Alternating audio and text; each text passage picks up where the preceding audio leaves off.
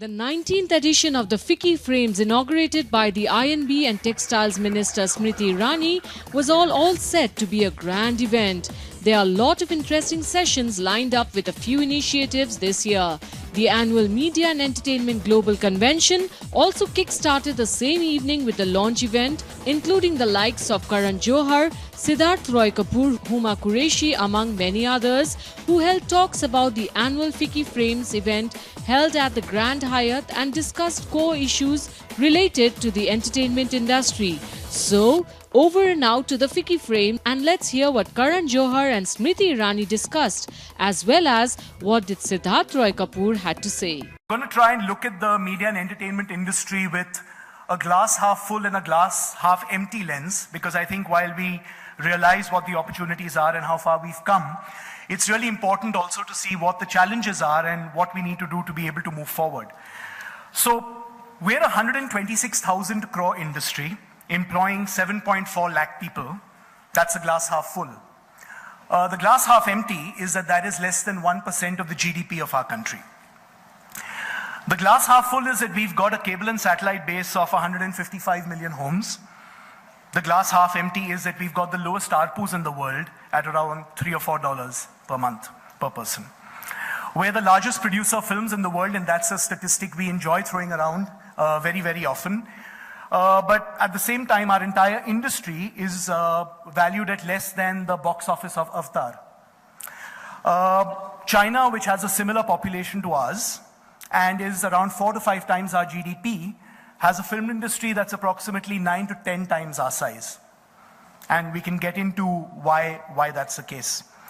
We've got 30 active OTT platforms that are furiously creating tons of content, and it's a great time really for the content industry right now to be able to be like sort of making content. But I think as anyone who's working within that sector will tell you, we don't have a revenue model at this point of time that is sustainable and that can actually make sense given the sort of investments that are being made. The challenge I see is that definitions by various entities that look into the business of content making or film making, they vary from one firm to another.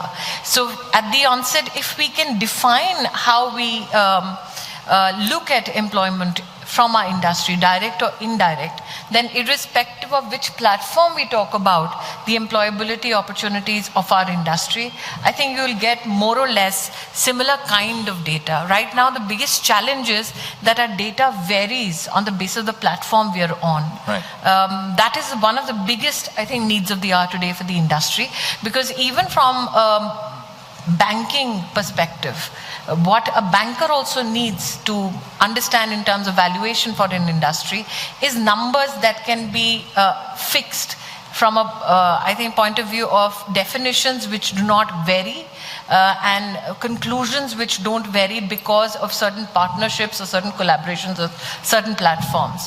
So one of the biggest needs today, even when we have conversations with international agencies about how they look at the Indian business model, they say that it just varies, depends on who you're talking to.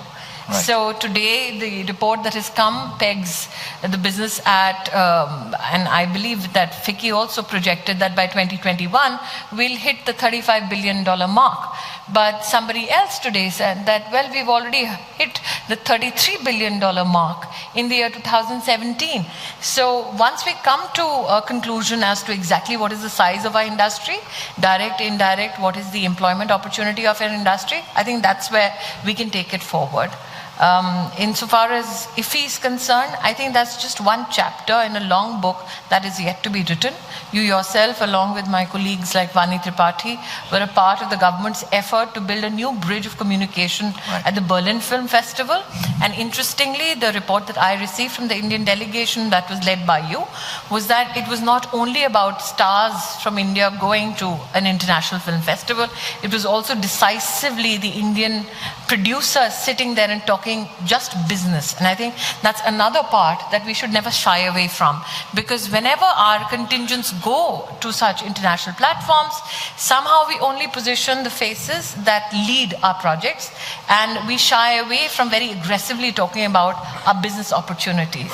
And that is another aspect for which I like to congratulate FICCI, that you have a separate content business discussion platform, and I think it augurs very well for the industry. My heartiest congratulations for that. We've been addressed as a soft power. Of course, sometimes we become a soft target as well, but those are separate circumstances. Yeah, but my issue is this. Given that now you've recognized me as an insider, honestly put a hand to your heart and tell me how many of us manufacture that outrage because we don't have a film that is that good, but we know that we'll get the eyeballs if we create a little controversy. We are all in the business of it. It's the best kept secret which is just out there. And nobody wants to talk about it, but people will clap and I will get a few smiles on the aisle. All right, we won't get into that. Yeah, of course you won't. No, we will have to keep this. This is FICCI Frames. Yeah, to keep it non-controversial. But truly, ma'am, I don't mind controversial. I thought my second name was controversy.